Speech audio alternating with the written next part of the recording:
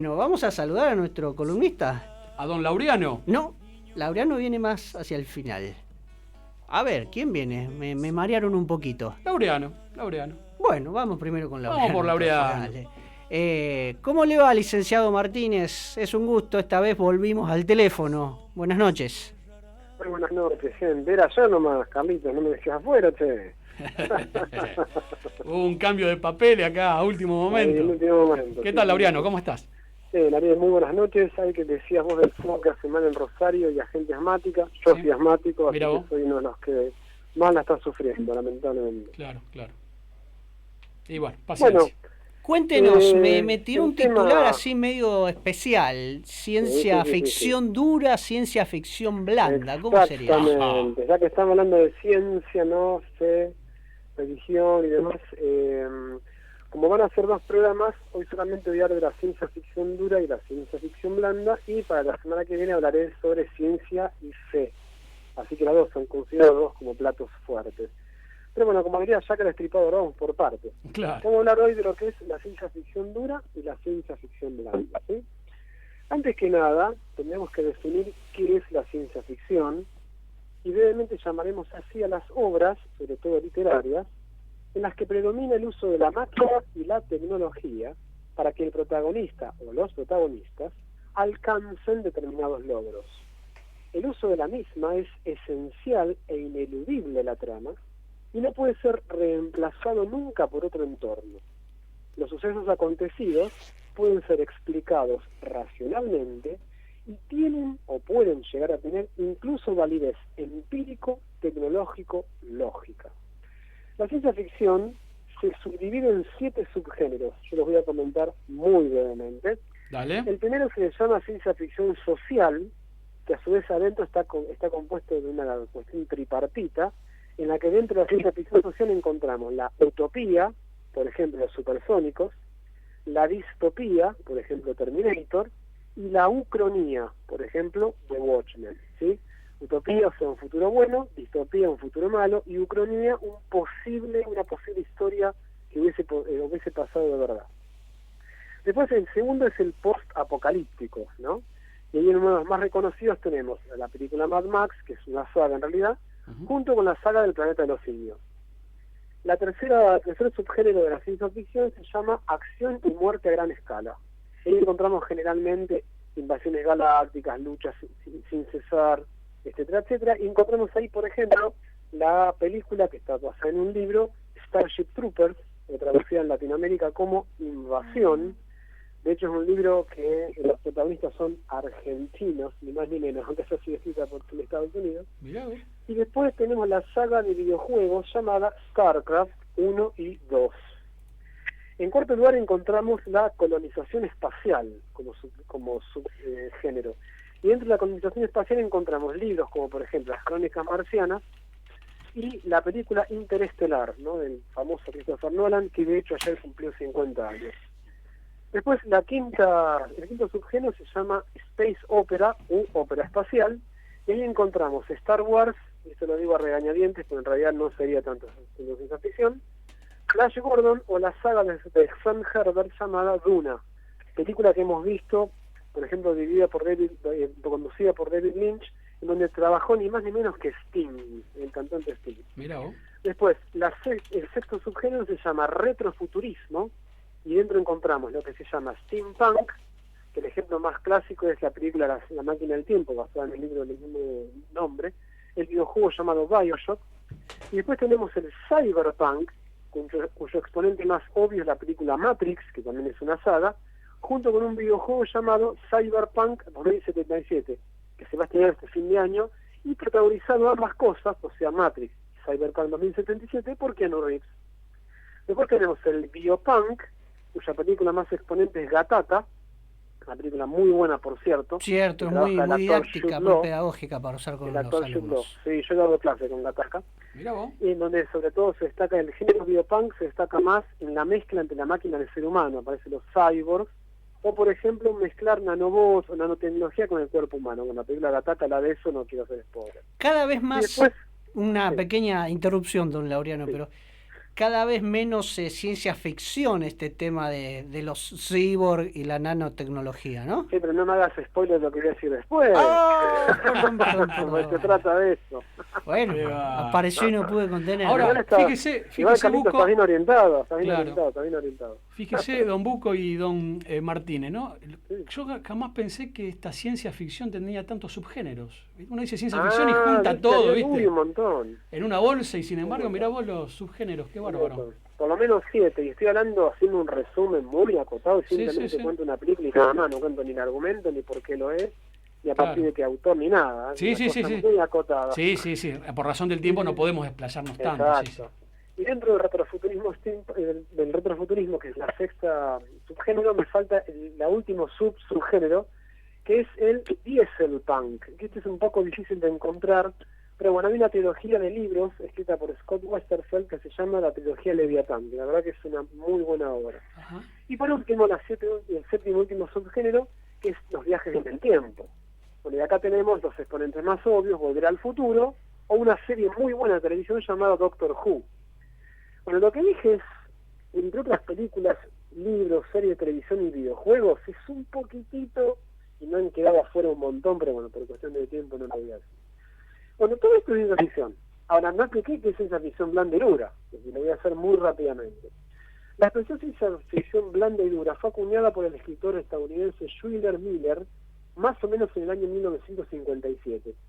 Y al hablar de ciencia ficción dura, decimos que es un relato que debe tener estas características: ser preciso, lógico, creíble, riguroso en relación con los conocimientos científicos y técnicos del momento, y que siendo teóricamente posible la tecnología, los fenómenos y los escenarios en esas situaciones descritas por esa historia.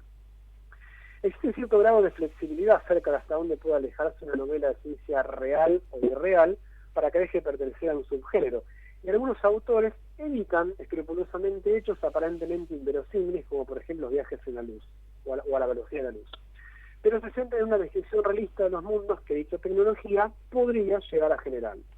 Los lectores de ciencia ficción dura, a menudo, tratan de encontrar errores en las historias, a modo de juego o de consideración. La ciencia ficción dura presenta normalmente varios problemas, porque para empezar su elevada carga científica no la hace fácilmente asequible a todo el mundo. Las obras suelen ser difíciles de leer sin una buena preparación en campos, como por ejemplo el electromagnetismo, la astrofísica, la física, la química, etc. Y por desgracia, a esto se suma en muchas ocasiones que los autores sacrifican aspectos narrativos bastante importantes en aras de la ciencia.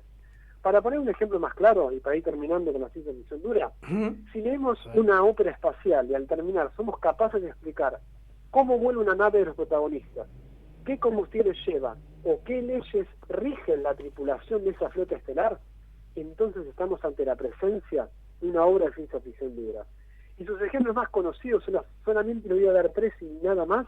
Ahora hay que bancarse esa obra literaria o cinematográfica como espectador o lector.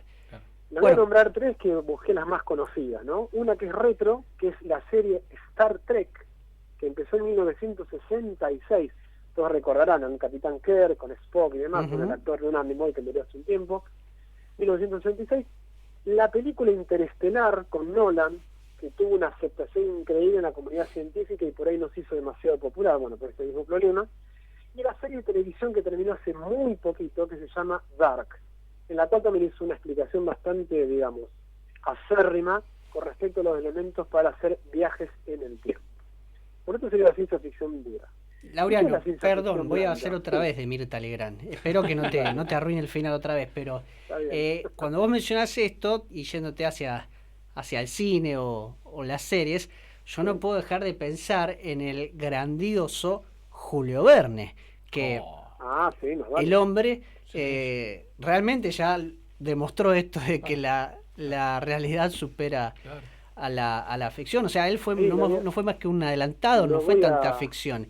Y la verdad que a Julio Verne, porque es uno de los hitos. Cuando vos decías esto de dura, yo no los leí todos, pero leí quizás algunos de los más importantes, 20.000 leguas de viaje submarino, sí. Y luego La Isla Misteriosa, que es como la continuación, y la verdad que yo cuando mis nenes crezcan se lo voy a tirás por la cabeza y mejor que lea esto, pero hay que leerlo porque te da una cantidad de detalles científicos y biológicos y demás que mamma mía.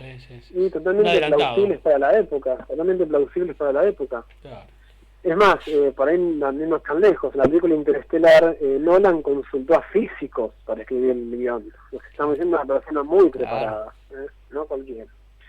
Y en la ciencia ficción blanda, entonces, se define como oposición justamente a la ciencia ficción dura. Hubo, sin embargo, autores cuyas obras, pese a ser consideradas ciencia ficción, admitían muchas licencias en cuanto al rigor científico. Uno de ellos es Ray Bradbury con sus Crónicas Marcianas. Y hablamos de obras con un carácter literario o poético mucho más elaborado, pero que dejaban en segundo plano la ciencia. La nueva ola trajo consigo escritores cuya ciencia ficción se alejaba definitivamente de los estándares de la ciencia ficción dura, buscando una mayor calidad literaria y sobre todo especular acerca del hombre mismo, abandonando toda intención divulgativa, al menos desde el punto de vista de las ciencias duras. Ahora son buenos tiempos para la ciencia ficción blanda en el cine. Sin embargo, a menudo se trata de una mera excusa para ofrecer acción y llamativas secuencias infladas a efectos visuales, y lo científico queda casi por completo eclipsado por la fantasía. Si nos atenemos a los fríos números de taquilla, cabe concluir que vende mucho más la ciencia ficción blanda, al estilo de Los Juegos del Hambre, que una propuesta mucho más cerebral y científica, como por ejemplo 2001 Odisea en el espacio. Y supongo que es lógico, ya desde siempre, ir al cine se ha entendido como un sinónimo de evasión y diversión, ¿verdad? Es indudable que desde el punto de vista de la fidelidad científica y de divulgación, una película o libro de ciencia ficción dura puede dar una visión que se ajuste más a la realidad, pero entiendo que el cine o la literatura también cumplen una labor de mero entretenimiento y quizás alienación. Para poner el ejemplo de esta ciencia ficción blanda o sci-fi, como se dice en inglés, es aquella en la que el entorno es secundario y no precisa ni necesita ser explicado. Es la excusa narrativa que más bien ambienta la historia. Las ejemplos más conocidos, yo les voy a dar 3, como hice con la ciencia ficción dura. La película Blade Runner, 1982, que en realidad se llama Sueñan los androides con ovejas eléctricas. Trabaja Harrison Ford, creo que trabaja.